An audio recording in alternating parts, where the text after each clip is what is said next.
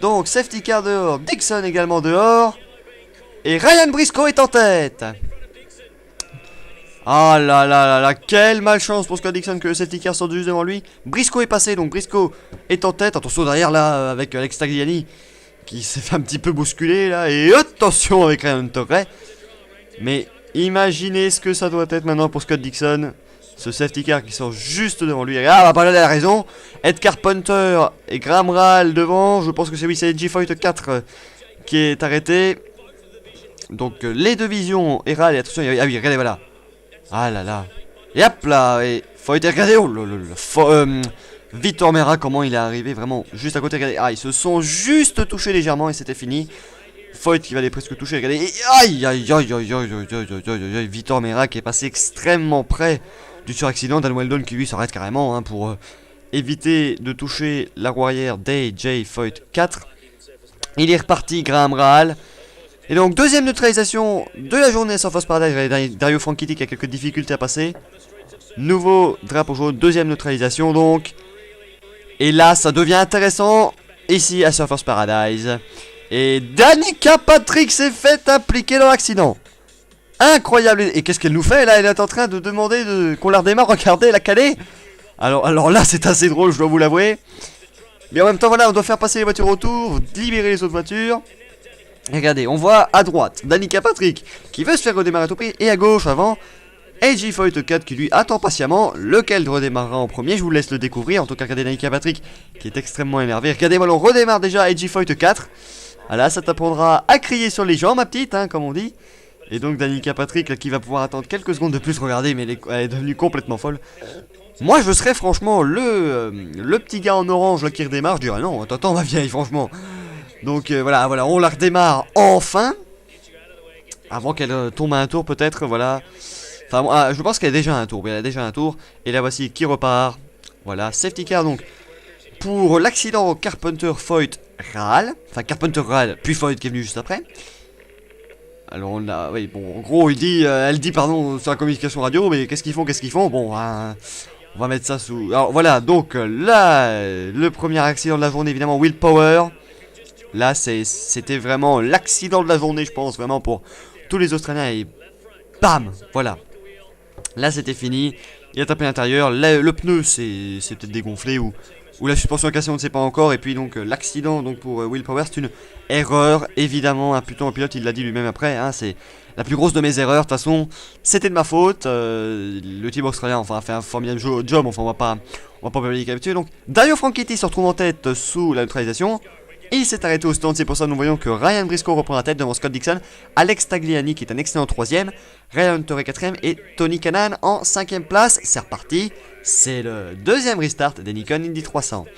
Avec donc Briscoe, Dixon, Tagliani, Hunter-Reay, Kanaan, EJ Visso pardon. Puis ensuite on avait Bruno Junqueira. Après Bruno Junqueira on a je crois Hideki Muto, Ariel Servia, Justin Wilson qui est bien remonté. Buddy Rice et seulement Lucas Reyes et encore Dario Franchitti est encore plus loin puisqu'il s'est arrêté durant la période de neutralisation donc il est reparti vraiment je crois en 16ème ou 17ème position. Vraiment pas un bon début de course pour lui, enfin c'est son retour de toute façon il n'y a aucune pression. Attention à Oriol Servia qui a tenté de passer Hideki Muto, attention. Et j'ai remarqué que beaucoup de voitures glissaient fort à la réaccélération hein, vraiment des virages assez lents ici à Surfers Paradise. Donc ils n'ont pas de traction control, ils n'ont pas de contrôle de traction. Voilà, on va essayer d'écouter un petit peu peut-être le moteur voilà, de Dixon. Bon bah c'est un petit peu trop tard. Et Tagliani qui revient, mais incroyable début de course d'Alex Tagliani. Pourquoi je dis début de course? Parce qu'on en est qu'au 25ème tour sur 60.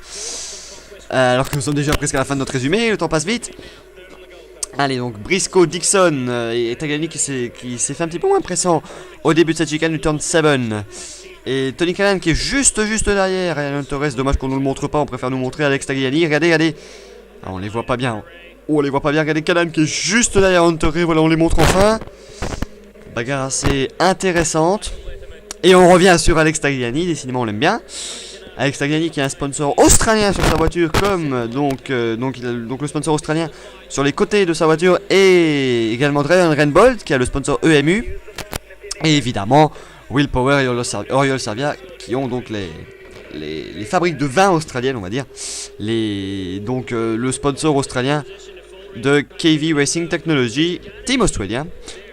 Voilà, donc le problème à Surfers Paradise, regardez, on le voit bien ici, c'est qu'on ne peut pas trop dépasser, on passe au 29e tour cette fois-ci. On avance quelque peu dans la course évidemment. On vous évite les moments, je vais pas dire un petit peu ennuyants parce qu'on ne s'ennuie jamais à Surfers Paradise, mais les moments où il se passe un petit peu moins de choses.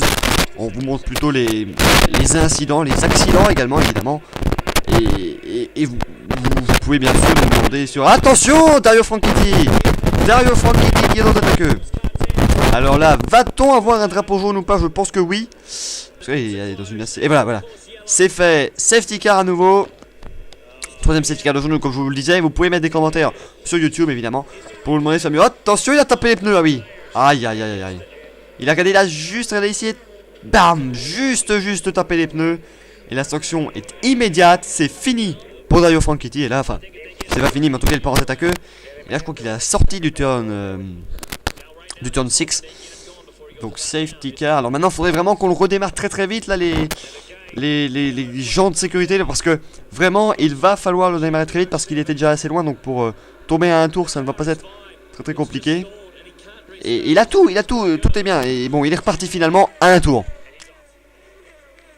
Il était à un tour, allez c'est reparti. Ryan Briscoe, Scott Dixon, Alex Tagliani, Ryan Torre et Tony Kanaan au top 5. C'est reparti à Surfers Paradise, troisième restart de la journée. Et Dixon qui a pris un meilleur restart que tout à l'heure, j'ai l'impression. Dixon champion évidemment d'IndyCar. Hein. Si vous êtes un fidèle du site d'IndyCarFans.c.la, vous l'avez vu avec de nombreux articles. Donc le week-end de Chicagoland où Scott Dixon a remporté le titre. Alors que là, nous voyons donc Briscoe, attention, et Hunter Ray qui est assez juste derrière Alex Tagliani. Alors qu'on voit ici, et Tagliani, Hunter Ray pardon, qui était assez pressant sur Alex Tagliani. 32e tour, 1 heure de course déjà, ça fait déjà 1 heure donc que ces pilotes sont en train de tourner. Bon, 1h32 tours, je pense que s'il n'y a pas trop de drapeaux jaunes sur la suite de la course, cela devrait être sans aucun problème que les pilotes pourront effectuer les 60 tours prévus dans l'heure 50 imposée. 1h50, mais ces limitations seront beaucoup moins fortes, je vais dire, l'an prochain, en 2009, parce que Versus récupère les droits TV de l'IndyCar, on va vous expliquer 5 minutes. Donc il récupère les droits TV, et ce qui veut dire que il n'y aura plus forcément de limite de temps pour les courses routières, parce que la limite de temps du 1h50 là, c'est parce que ESPN n'a qu'une heure 50 de programmation, je veux dire de course, plus l'avant et l'après-course. Ils sont mieux à mettre 1h50, télévision uniquement. Alors que l'an prochain avec Versus, il y aura un espace de 3 heures entre le début du télécast et donc la fin. Donc il y aura largement le temps de faire une course entière, quel que soit le temps que cela prendra, même si ça prend 2h30, c'est pas grave, il y a 3 heures de retransmission. Donc Tagliani et Hunter Ray à la bagarre. Bon, Hunter Ray a un peu perdu à la sortie du dernier virage et ça va profiter tout de suite évidemment. On passe, alors désolé, justement déjà au dernier tour de piste. Le drapeau blanc qui sort, c'est le dernier tour pour Ryan Briscoe. Il ne s'est rien passé durant la petite trentaine de tours que nous avons effacés, on va dire. Il ne s'est rien passé, aucun problème d'instant ni rien. Donc on a préféré vous mettre, à part que Ryan Hunter Ray a pris la 3ème place à Alex Tagliani, sinon quel impressionnant. Donc Briscoe et Dixon qui est revenu comme un boulet de canon dans les derniers tours sur Ryan Briscoe, mais le problème c'est qu'il ne va jamais plus passer. Regardez maintenant avec Scott Dixon. Briscoe donc en tête devant Dixon, Hunter et Tagliani. Et là peut-être le rêve de toute une vie pour Ryan Briscoe vaincre, gagner en Australie. Voilà, donc dans la ligne droite. Dixon n'est pas attaqué, il ne pourra pas attaquer tout de suite. Dixon qui maintenant doit tout tenter, je suis désolé, il n'y a pas de championnat en jeu mon gars. C'est juste la victoire qui compte, il faut tout tenter maintenant. Allez, turn 5, turn 6, aucun problème pour Ryan Briscoe. Ni pour Scott Dixon, les deux hommes. Et Briscoe qui pourrait donc remporter la 3ème victoire de la saison. Sa 3ème victoire de la saison. Être le second pilote au nombre de victoires au championnat après Scott Dixon. Voilà, la chicane du turn 7. Oh, crash de Carpenter. Crash de Carpenter, on ne sortira pas le safety car. Allez, c'est pas grave parce que ça ne fait rien dans la bagarre pour la victoire. Attention, Dixon qui est revenu. Oh là là là. Mais le problème c'est que c'est une longue suite de virages ici, sinueuse cette portion de circuit. Voilà, l'avant-dernier virage. Et Ryan Briscoe, 16 ans que Tim Penske n'a plus gagné. Jamais un Australien n'a gagné sur cette terre. Et dans le dernier virage, il en ressort. Ryan Briscoe ne voit pas Scott Dixon. Ryan Briscoe, c'est fait, il va gagner, ça y est. Le voici sur une victoire de Ryan Briscoe.